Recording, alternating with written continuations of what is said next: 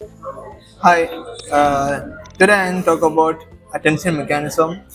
It is the most important mechanism that technology is in the deep learning, and we go through the what is attention mechanism. Afterwards, how it works, and then we move on types of attention mechanism and the benefit of mechanism. Okay, we go on and then എന്തെന്ന് ഈ attention mechanism എന്ന് പറഞ്ഞാൽ mainly നമുക്ക് ഒരു video കുറച്ച് datas ഉണ്ട്. ആ datas input datas വെച്ചിട്ട് പ്രിഡിക്റ്റ് ചെയ്യാം എന്തിനെ മോസ്റ്റ് റെലവൻ്റ് ആയിട്ട് സെലക്റ്റീവ് ഫോക്കസ്ഡ് ആയിട്ടും നമുക്ക് ഒരു ഔട്ട്പുട്ട് കിട്ടുന്നതിനാണ് വേണ്ടി യൂസ് ചെയ്യുന്ന ഒരു മെക്കാനിസം. ഒരു മെക്കാനിസമാണ് അറ്റൻഷൻ എന്ന് പറയുകയാണെങ്കിൽ. ഇപ്പോൾ നമ്മൾ ഒരു ബുക്ക് വായിക്കുകയാണെങ്കിൽ നമ്മൾ എന്താ ചെയ്യുക? നമ്മൾ മനുഷ്യരെ നമ്മൾ മെയിൻലി ഫോക്കസ് ചെയ്യുന്നത് അതിൻ്റെ വേർഡ്സോ അല്ലെങ്കിൽ അതിൽ കോംപ്ലിക്കേറ്റഡ് ആയിട്ടുള്ള വലിയ വേർഡ്സോ സ്മോൾ വേർഡ്സോ ആയിരിക്കില്ല.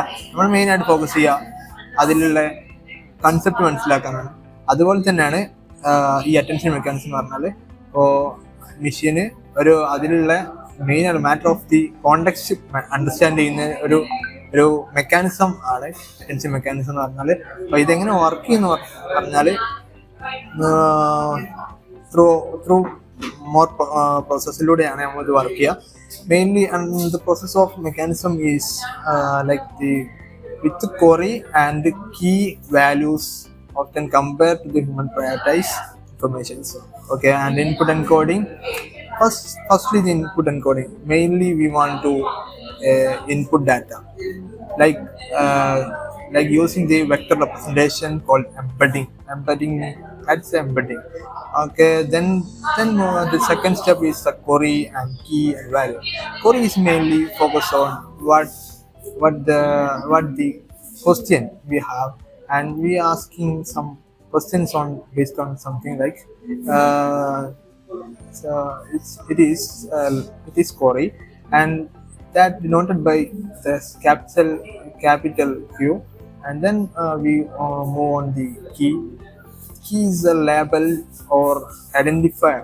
It's like when നമ്മൾ യൂസ് ചെയ്യാറുണ്ട്. ഇപ്പോൾ ഒരു ഡെവലപ്പർ ആണെങ്കിൽ നിങ്ങൾക്ക് മനസ്സിലാവും, നമ്മൾ പൈത്തണിലൊക്കെ ഡിക്ഷണറി പോലെ യൂസ് ചെയ്യാറുണ്ട് കീ വാല്യൂ പേഴ്സ് ആയിട്ട്. അപ്പോൾ ഓരോ വാല്യൂസിനെയും നമ്മൾ ഒരു കീയിലേക്ക് അസൈൻ ചെയ്ത് വെച്ചിട്ട് നമുക്ക് അതിനെ ലേബിൾ ചെയ്യാൻ വേണ്ടിയിട്ട് നമുക്ക് കൂടുതലും മനസ്സിലാക്കാൻ ഐഡൻറ്റിഫൈ ചെയ്യാൻ വേണ്ടിയിട്ടാണ് കീ യൂസ് ചെയ്യുന്നത്. അതുപോലെ വാല്യൂ എന്ന് പറഞ്ഞാൽ അതിൻ്റെ മീനിങ് കാര്യങ്ങളൊക്കെ നമ്മൾ അതിലേക്കാണ് കണ്ടെയ്ൻ ചെയ്ത് വെക്കുക. അതാണ് വാല്യൂ എന്ന് പറഞ്ഞാൽ. പിന്നെ നെക്സ്റ്റ് സ്റ്റെപ്പ് എന്ന് പറഞ്ഞാൽ വളരെ സിമ്പിളാണ്, ഒരു സിമിലാരിറ്റി കാൽക്കുലേഷൻ ആണ്. സിമിലാരിറ്റി കാൽക്കുലേഷൻ എന്ന് പറഞ്ഞാൽ ഇപ്പോൾ ഒരു അറ്റൻഷൻ സ്കോർ കൊടുക്കുക, അതിന് മെഷർ ചെയ്യുക എത്ര സിമിലാരിറ്റി ഉണ്ട്. അത് എന്ത് വെച്ചിട്ട് പറഞ്ഞാൽ ക്വറി വെക്ടേഴ്സും അതുപോലെ കീ വെക്ടേഴ്സും. ഇപ്പോൾ നമ്മൾ കൊടുക്കുന്ന ഇൻപുട്ട് ആയിട്ടുള്ള ഡാറ്റയും അതുപോലെ കീ പോലുള്ള വെക്ടേഴ്സിനെ തമ്മിൽ കമ്പയർ ചെയ്യുക. എന്നിട്ട് അതിൻ്റെ സിമിലാരിറ്റി വെച്ചിട്ടാണ് അതിന് ഔട്ട്പുട്ട് കൊടുക്കുന്നത്. ആ ഒരു സ്കോറിങ് ഫംഗ്ഷൻ, അങ്ങനെ ഒരു സ്കോർ കൊടുക്കും നമ്മൾ ആ ഒരു ഡാറ്റയ്ക്ക്. അങ്ങനെ സ്കോറിങ് ഫംഗ്ഷൻ, അതിനാണ് സ്കോറിങ് ഫംഗ്ഷൻ എന്ന് പറയുന്നത്. അത് നെക്സ്റ്റ് സ്റ്റേജിൽ നെക്സ്റ്റ് സ്റ്റെപ്പ് എന്ന് പറയുന്നത് ഇപ്പോൾ വെയ്റ്റ് ജനറേഷൻ ആണ്. വെയ്റ്റ് ജനറേഷൻ ഈസ് ലൈക്ക് നമ്മൾ സോഫ്റ്റ് മാക്സ് ഫംഗ്ഷൻ ആയിട്ട് കൺവേർട്ട് ചെയ്യുക ആൻഡ് സെറ്റ് ഓഫ് പ്രോബിലിറ്റി. അപ്പോൾ അതിനായിട്ട് സെറ്റ് ഓഫ് പ്രോബിലിറ്റി അല്ലെങ്കിൽ ഒരു അറ്റൻഷൻ വെയിറ്റ് നമ്മൾ കൊടുക്കും. ഒരു തിയറിയാണ്. ആ തിയറി വെച്ചിട്ട് നമ്മൾ കാൽക്കുലേറ്റ് ചെയ്യുന്നത്. അങ്ങനെ നമ്മളൊരു ഹയർ ആയിട്ടുള്ള വെയിറ്റ് ഉള്ള ഒരു കുറേ ഇതാണെങ്കിൽ അതിൻ്റെ ഗ്രേറ്റ് ആയിട്ടുള്ള റെലവൻസ് ഉണ്ടാവും. അപ്പോൾ അതിന് കൂടുതലും നമുക്ക് ആവശ്യമുള്ളത് കൂടുതൽ വെയിറ്റ് കിട്ടുന്ന ഒരു വേർഡ്സിനെ നമ്മൾ ക്രിയേറ്റ് ചെയ്തുകൊണ്ടിരിക്കുക. അപ്പോൾ അതുപോലെ വെയിറ്റഡ് സം എന്ന് പറയുന്നത് ഇതേപോലെ തന്നെ നമ്മൾ അറ്റൻഷൻ വെയിറ്റ് യൂസ് ചെയ്തിട്ട് കാൽക്കുലേറ്റ് ചെയ്യാം. കാൽക്കുലേറ്റ് ചെയ്യുന്ന ഒരു പ്രോസസ്സാണ്. ഇതിനെ സമ്മഡ് അപ്പ് ചെയ്യുന്നതിനാണ് നമ്മൾ ഇപ്പം mainly focus on from the input. And the next stage is model integration. Continuous ആയിട്ട് പറഞ്ഞുകൊണ്ടിരിക്കുന്ന സാധനമാണ് മോഡൽ ഇൻറ്റഗ്രേഷൻ പറയുന്ന സമയത്ത് നമുക്ക് റിപ്പീറ്റഡ്ലി നമുക്ക് നെക്സ്റ്റ് പ്രിഡിക്ഷന് വേണ്ടി യൂസ് ചെയ്യാൻ വേണ്ടിയിട്ടാണ് ഒരു മോഡൽ ഇൻറ്റഗ്രേഷൻ നമ്മൾ ഇൻ്റഗ്രേറ്റ് ചെയ്യുന്നത്. അപ്പോൾ അപ്പം നെക്സ്റ്റ് സ്റ്റേജിലേക്ക് പോവാം. അറ്റൻഷൻ, ഇപ്പം ടൈപ്സ് ഓഫ് അറ്റൻഷൻ മെക്കാനിസം ഉണ്ട്. ഇപ്പോൾ അറ്റൻഷൻ മെക്കാനിസത്തിലെ ഫസ്റ്റ് ടൈപ്പ് എന്ന് പറയുന്നത് സെൽഫ് അറ്റൻഷൻ ആണ്. സെൽഫ് അറ്റൻഷൻ എന്ന് പറഞ്ഞാൽ ഒരു കീ കമ്പോണന്റ്. അപ്പോൾ കീ കമ്പോണന്റിനായിട്ട് ട്രാൻസ്ഫോം ചെയ്യുക, ആർക്കിടെക്ചറിൽ ട്രാൻസ്ഫോം ചെയ്യുന്ന ഒരു രീതിയാണ്. ഇപ്പോൾ ലൈക്ക് നമ്മളിപ്പോൾ ഒരു സെൻറ്റൻസിലുള്ള ഒരാളെ ഒബ്ജക്റ്റോ എന്തോ ആയിക്കോട്ടെ, ഒരു മനുഷ്യനെ മെൻഷൻ ചെയ്തു. ഇപ്പോൾ ആസിഫ് എന്ന് പറഞ്ഞ ഒരാളെ മെൻഷൻ ചെയ്തെന്ന് വെക്കുക.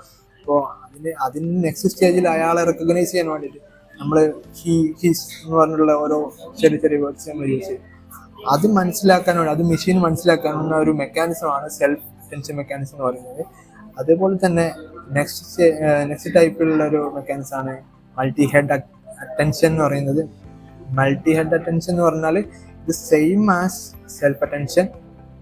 എന്തെന്ന് പറഞ്ഞാൽ അതേപോലെ തന്നെ ആയിരിക്കും, സെൽഫ് അറ്റൻഷൻ്റെ അതേ ഇത് തന്നെയാണ്. അതുപോലെ ബട്ട് ഡിഫറെൻ്റ് എന്ന് പറഞ്ഞാൽ മൾട്ടിപ്പിൾ ആയിട്ട്, പാരലൽ ആയിട്ട് എക്സ്റ്റൻഷൻ പോലെ വർക്ക് ചെയ്യുന്നതാണ്. അത് നമുക്ക് മെയിൻലി ഫോക്കസ് ചെയ്യും, ഡിഫറെൻ്റ് ആസ്പെക്റ്റിൽ അതിന് ഫോക്കസ് ചെയ്യും.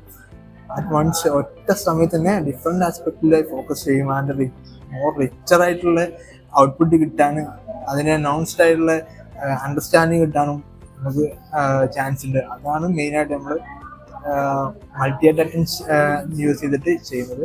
അപ്പോൾ നെക്സ്റ്റിലുള്ളൊരു ടൈപ്പാണ് ഡീകോഡർ ആൻഡ് എൻകോഡർ അറ്റൻഷൻ. അതെന്ന് പറഞ്ഞാൽ ഇതൊരു നോർമലി ഉള്ളൊരു പ്രൊസീജിയറാണ്. എന്ന് വെച്ചാൽ നമ്മൾ ഇൻപുട്ട് കൊടുക്കുന്ന അതിനെ ഒരു ഡീകോഡ് ചെയ്ത് എൻകോഡ് ചെയ്ത് വെക്കുന്നു. എൻകോഡ് ചെയ്ത് അവിടെ പോയിട്ട് സീക്വൻസ് ടു സീക്വൻസ് മോഡൽ ആണെങ്കിലും പോലും അതിനെ പാർട്ട് ഓഫ് ഡീകോഡർ ഫോക്കസ് ചെയ്തിട്ട് റെലവൻ്റ് ആയിട്ടുള്ള ഡാറ്റാസിനെ ഒരു ഡീകോഡ് ചെയ്യുന്ന ഒരു പ്രൊസീജിയറാണ് ഇതിൽ കാണുന്നത്. അതുപോലെ തന്നെ നെക്സ്റ്റ് സ്റ്റേജിൽ വരികയാണെങ്കിൽ മാസ്ക് സെൽഫ് അറ്റൻഷൻ എന്ന് പറയും. ഇത് കുറച്ച് കോംപ്ലിക്കേറ്റഡ് ആയിട്ടുള്ള കാര്യങ്ങളിൽ നമ്മൾ യൂസ് ചെയ്യുന്നതാണ്. മെയിനായിട്ട് ചീറ്റ് ചെയ്യാണ്ടിരിക്കാൻ, മോഡൽ തന്നെ ചീറ്റ് ചെയ്യും, അതുപോലെ റോങ് ആൻസേഴ്സ് തരും. അതിനു വേണ്ടി ചെയ്യാൻ കൂടുതലും ഡീകോഡ് ട്രാൻസ്ഫോർമേഷൻ ചെയ്തിട്ടാണ് ഇത് ഈ ലാംഗ്വേജ് ജനറേറ്റ് ചെയ്യുക. അതാണ് മെയിനായിട്ട് വരുന്നത്. ആൻഡ് ദ ബെനിഫിറ്റ് എന്ന് പറഞ്ഞാൽ ഇപ്പോൾ ഇംപ്രൂവ് ചെയ്യുക അണ്ടർസ്റ്റാൻഡിങ്, ഇപ്പോൾ കോണ്ടെക്സ്റ്റൽ അണ്ടർസ്റ്റാൻഡിങ് ഇംപ്രൂവ് ചെയ്യുക, അതുപോലെ എൻഹാൻസ് ചെയ്യുക. കോണ്ടെക്സ്റ്റൽ ലോ പെർഫോമൻസ്, ലോങ് സീക്വൻസസിലുള്ള പെർഫോമൻസ് എൻഹാൻസ് ചെയ്യുക, അതുപോലെ ഇൻക്രീസ് ചെയ്യുക. അതിനൊക്കെ വേണ്ടിയാണ് യൂസ് ചെയ്യുന്നത്. ഇപ്പോൾ റിയൽ ലൈഫിലുള്ള ഇപ്പോൾ ഞങ്ങൾ ചെയ്തിട്ടുള്ളത് ഇപ്പോൾ മെഷീൻ ലേണിംഗ് ട്രാൻസ്ഫർ എവിടെയൊക്കെ യൂസ് ചെയ്യുന്നത് വെച്ചാൽ മെഷീൻ ട്രാൻസ്ലേഷനിൽ യൂസ് ചെയ്യും, അതുപോലെ ടെക്സ്റ്റ് സമ്മറൈസേഷനിൽ യൂസ് ചെയ്യും, ആൻഡ് ക്വസ്റ്റ്യൻ ആൻസറിങ്, ഇമേജ് ക്യാപ്ഷനിങ്ങിൽ, ഒബ്ജക്റ്റ് ഡിറ്റക്ഷനിൽ, visualisation, visual question answering type of ഇവൻറ്റിലൊക്കെ യൂസ് ചെയ്യുന്ന ഒരു speech recognition and speaker identification പോലുള്ള ആപ്ലിക്കേഷനിലൊക്കെ നമ്മൾ യൂസ് ചെയ്യുന്നുണ്ട്. ഓക്കെ, നമ്മൾ ഇന്ന് പോയത് ഞാൻ കൺക്ലൂഡ് ചെയ്യാം. ഇന്ന് നമ്മളിപ്പോൾ പറഞ്ഞു പോയത് എന്താണ് അറ്റൻഷൻ മെക്കാനിസം എന്നാണ്. അത് നമ്മളെ ഒരു RNN ആയിട്ടുള്ള ഇതിനെ എൻഹാൻസ് ചെയ്യാൻ വേണ്ടിയിട്ടാണ് യൂസ് ചെയ്യുന്നത്.